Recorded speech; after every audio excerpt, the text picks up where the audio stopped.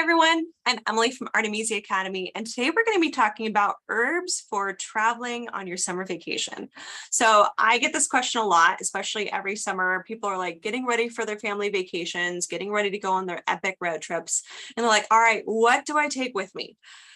In the world of herbalism, it's really easy to overpack and bring like the kitchen sink of herbs with you. And I know when I first started out doing my herbalism fun playing around, I would bring like bags of herbal kits with me and bags of tinctures.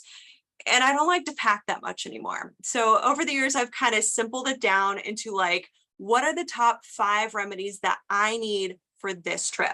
And so it really depends on where you're going, what you're doing, who you're doing it with, and what issues you tend to have on the road. I know for myself, I have a lot of food sensitivities. So even though I try to eat clean out and about when I'm traveling, I almost always have a little bit of digestive bloating. So I tend to bring fennel tincture with me pretty much everywhere I go.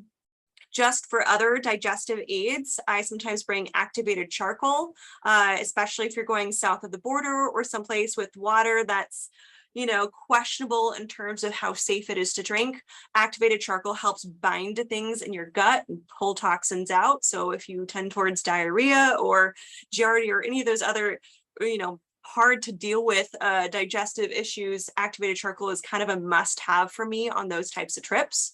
And then in general, I can find like mint, ginger, or chamomile tea almost anywhere across the country now. So even though I used to always pack them, nowadays I don't, just because almost every hotel has mint and chamomile, and that's like my basic 2 go-tos for a lot of digestive issues.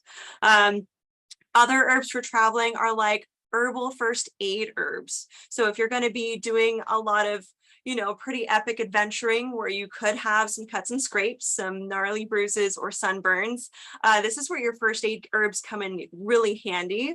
I like to bring echinacea and Oregon grapefruit capsules with me, and those are like, my kind of end all be all infections, wounds. I can open it up, put it in some water, stick a, swollen inflamed finger or toe in it, whatever type of formula. I always like to bring some sort of like plantain salve or comfrey oil, calendula oil, some sort of like healing balm with me, just because you might be able to wash out the wound real quick, but then having it heal up quicker over your trip is always a huge bonus. Calendula oil I like because it's very versatile, as well as comfrey. Both of those can be used on wounds, as well as I use them on sunburns quite often as well.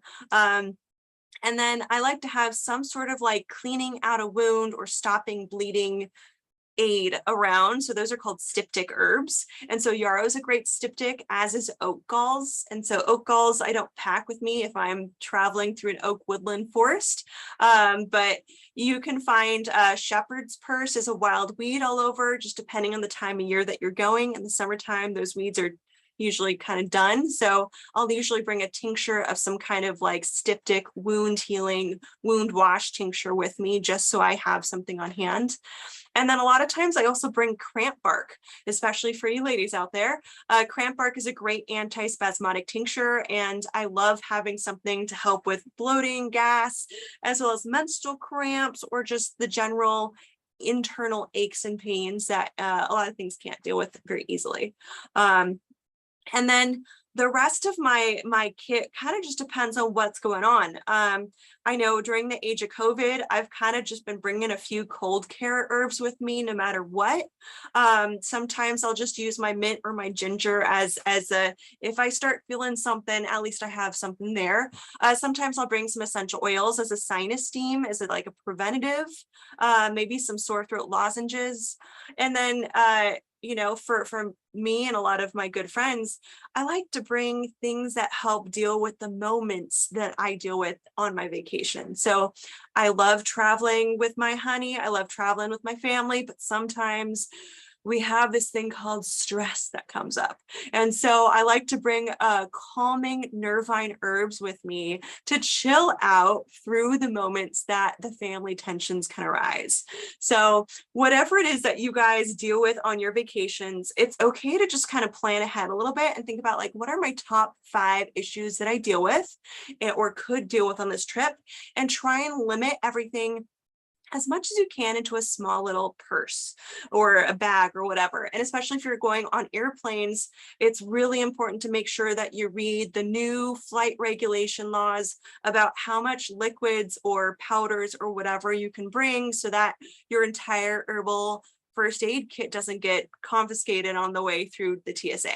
So I've had that happen multiple times, and I've learned over the years 1 ounce or smaller is typically okay. And some countries have regulations of like how many things you can bring, or how many liquids, liquid based items can fit into one specific size bag.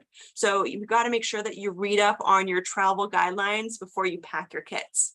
And then also, if you are going traveling a long distance, or you've got a lot of liquid tincture based perishables, it's important to make sure that you're packing for what's going to survive either a car ride or an airplane ride. And so I double bag things a lot, or I might even like go a few steps ahead and be like, oh, it's a bad idea to bring a liquid because I know it might spill in my bag and ruin all of my clothes. So I'm only going to bring powders or capsules or, tea bags that are pre-made. So just think ahead a little bit of, what kind of circumstances you're going to be traveling in and what's it's going to be stored in, and then you'll be good to go. So if you guys are interested in learning how to make your own kind of herbal kit to take on the road, or whatever circumstances you might be going on this summer, we're going to be doing our herbal first aid class really soon. I'm super excited to be offering again. We used to do this workshop all the time in person, and now we're finally doing it online. So if you guys want to join us, it's coming up in just a few weeks. We've got our link below on how to sign up, but I look forward to sharing lots of fun summer adventures with you guys coming up, and more fun tips on how to kind of create your own herbal first aid kit. So hope you're having a great week and a great summer. Take care, guys.